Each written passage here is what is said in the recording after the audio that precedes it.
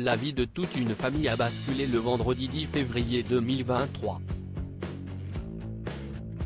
En début de soirée, Pierre Palmade s'est retrouvé impliqué dans un grave accident de la route, qui s'est produit en Seine-et-Marne.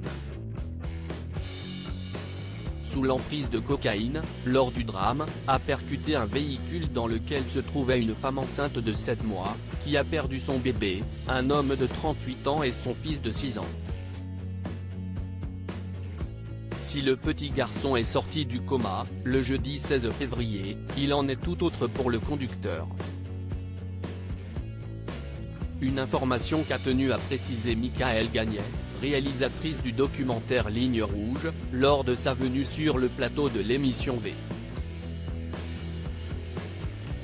S.D sur BFM Télévision ce vendredi 17 février.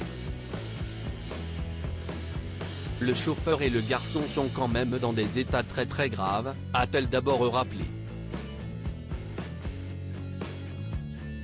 Et de poursuivre, le chauffeur n'est pas vraiment sorti du coma. Il est maintenant dans un coma artificiel. Il souffre tellement puisqu'il est victime de multiples fractures. Au cours de son intervention, Michaëlle Gagnet a rappelé que le trentenaire a été opéré 6 fois, ses organes ont été déplacés. Dès lors, le conducteur risque une 7e opération. Il souffre tellement, a déclaré la journaliste au présentateur Jean-Baptiste Boursier.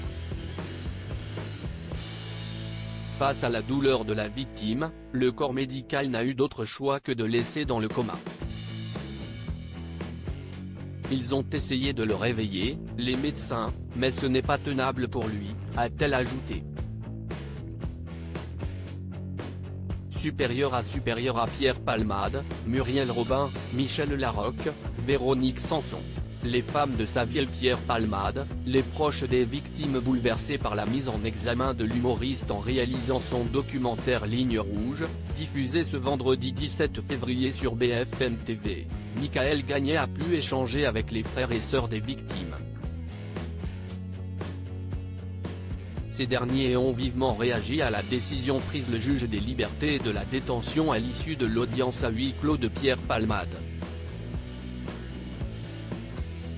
Après 48 heures de garde à vue à l'hôpital de Melun, l'ami proche de Muriel Robin a été mis en examen pour homicide et blessures involontaires et placé sous bracelet électronique à l'hôpital Paul Brousse à Villejuif au service addictologie.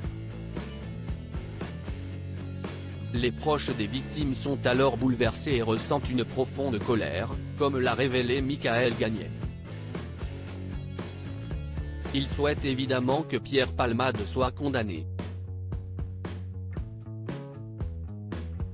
A-t-elle conclu. Crédit Photo, agence.